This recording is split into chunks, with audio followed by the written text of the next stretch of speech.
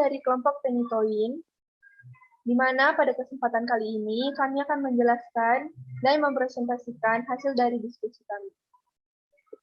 Adapun anggota kelompok kami yang pertama yaitu Selvia dengan NIM 015012000255. Yang kedua ada saya sendiri, Cipriana Anggi Marcella, dengan NIM 015012000031. Yang ketiga ada Silvina Renata dengan NIM 015012000011.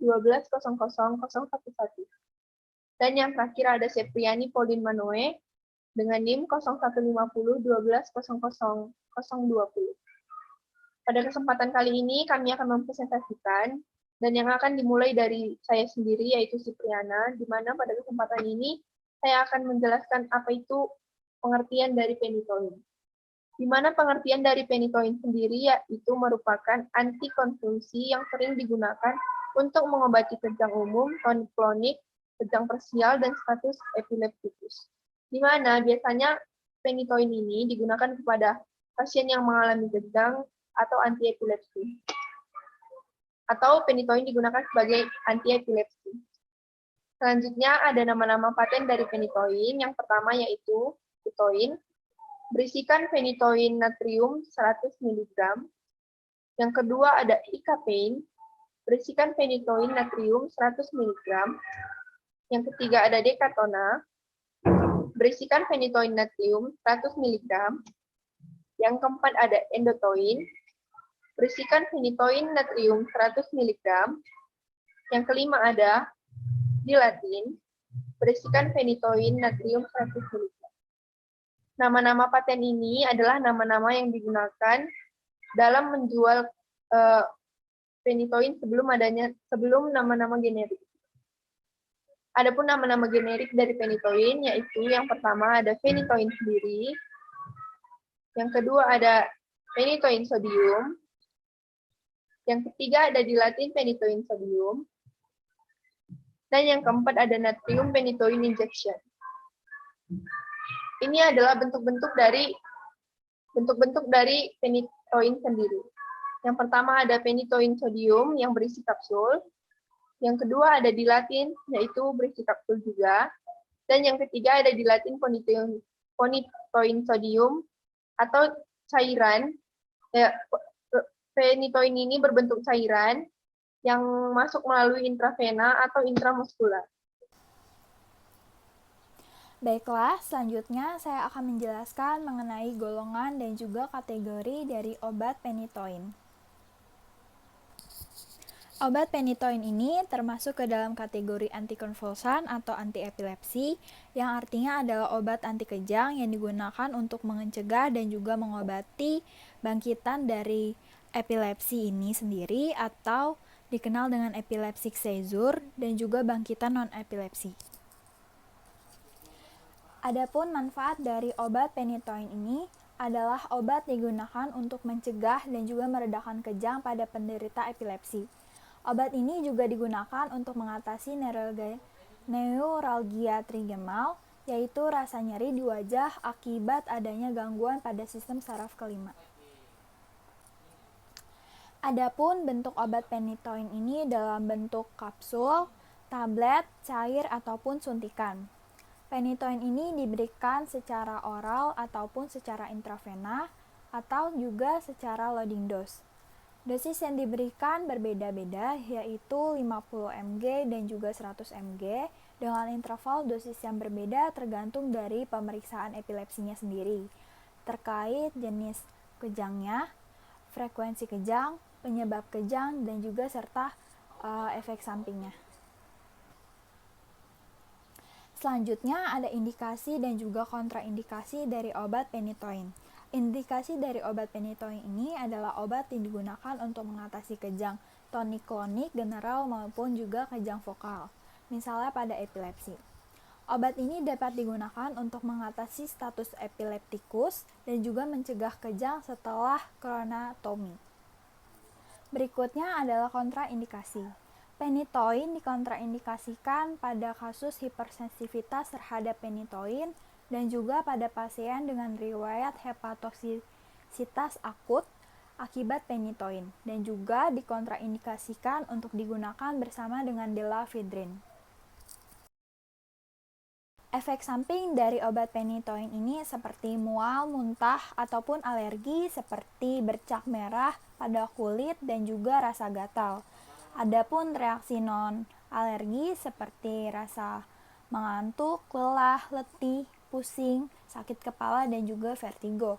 Karena penitoin ini memiliki efek untuk meningkatkan kadar serum dari magnesium, begitu juga dengan sebaliknya. Pemberian magnesium melalui oral ini dapat meningkatkan bioekuivalen dari asam valproat. Oke, selanjutnya yaitu mekanisme obat. Untuk mekanisme obat dibagi atas dua, yaitu farmakodinamik dan farmakokinetik.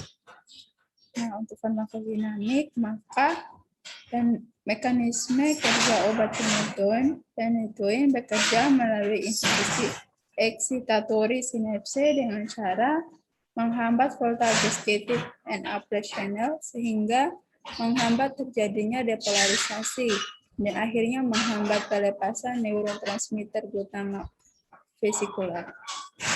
Kemudian berikut adalah farmakokinetik.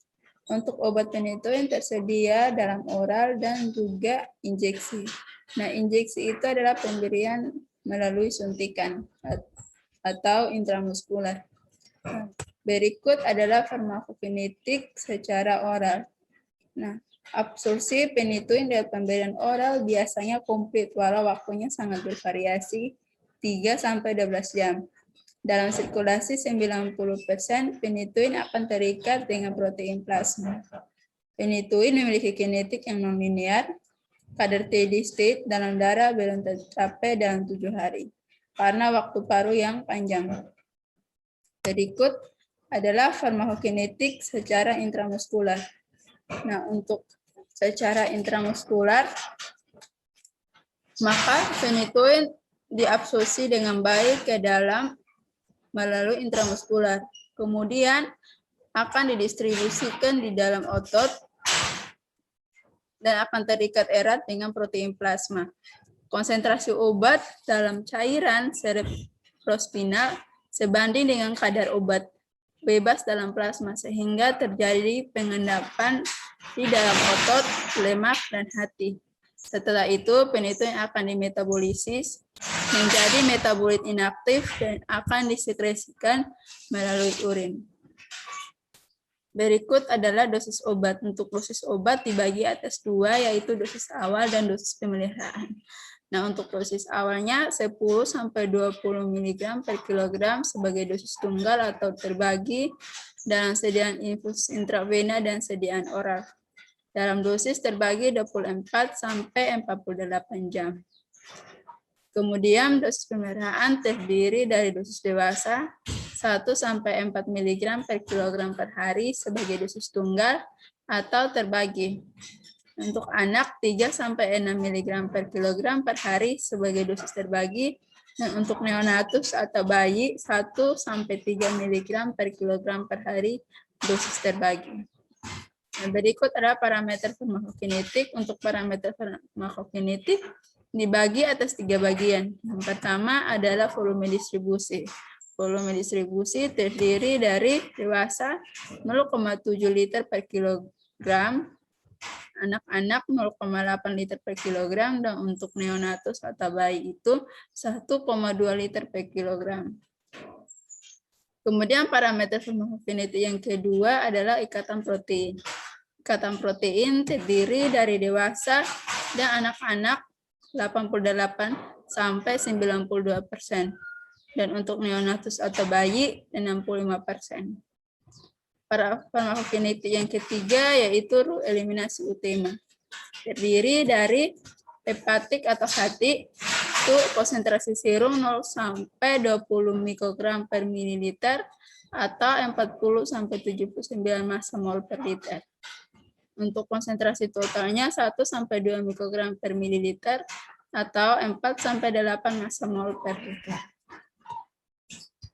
Berikut adalah nursing consideration, merupakan panduan untuk perilaku spesifik yang diharapkan dari klien atau tindakan yang harus dilakukan oleh perawat untuk membantu klien mencapai hasil yang diharapkan. Maka dari itu, nursing consideration diperlukan untuk mencegah terjadinya kesalahan dalam pemberian obat dan sebagai monitor dalam penggunaan obat. Jadi, seorang perawat perlu adanya pertimbangan dalam memberikan obat supaya mencegah terjadinya kesalahan saat klien mengonsumsi obat tersebut dan juga sebagai suatu monitor dalam penggunaan obat oleh klien. Baik, berikut adalah indeks keamanan kehamilan obat phenytoin. Jadi phenytoin ini dapat terserap ke dalam ASI dan masuk ke dalam kategori D, di mana adanya bukti positif mengenai resiko terhadap janin, tetapi besarnya manfaat yang diperoleh mungkin lebih besar daripada resikonya. Misalnya untuk mengatasi situasi yang mengancam jiwa. Kami ambil dari artikel yang dibuat oleh Sukagoshi, Tanaka, dan Saito pada tahun 2021. Baik, berikut adalah tindakan pencegahan yang harus dilakukan untuk menghindari hal-hal yang tidak diinginkan. Yang pertama, hindari mengendarai kendaraan bermotor maupun kendaraan lainnya ketika sedang mengkonsumsi obat phenytoin. Karena obat phenytoin dapat menyebabkan pusing maupun kantuk. Yang kedua, hindari mengkonsumsi minuman beralkohol ketika sedang mengkonsumsi obat phenytoin. Karena ketika obat phenytoin ini dikonsumsi bersama dengan alkohol, maka alkohol itu dapat mempengaruhi kadar obat di dalam darah. Yang ketiga, jauhkan obat dari anak-anak. Karena anak-anak tidak tahu pasti itu obat untuk apa dan tidak tahu dosis yang benar bagaimana. Agar anak-anak terhindar dari hal-hal yang tidak diinginkan seperti keracunan, alergi, bahkan kematian, maka obat itu harus dijauhkan dari jangkauan anak-anak. Yang keempat, hindari menyimpan obat di tempat panas dan atau lembab. Karena perubahan suhu dapat merusak obat seperti perubahan warna, bau, ataupun terjadi penggumpalan.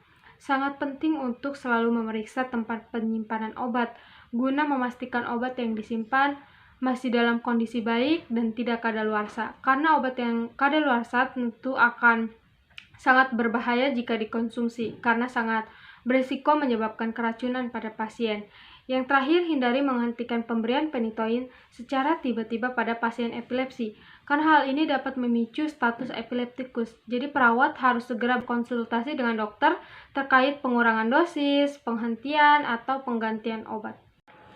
Baik, berikut sumber-sumber yang kami gunakan dalam membuat presentasi kami terkait obat phenytoin. Terima kasih, Tuhan Yesus memberkati.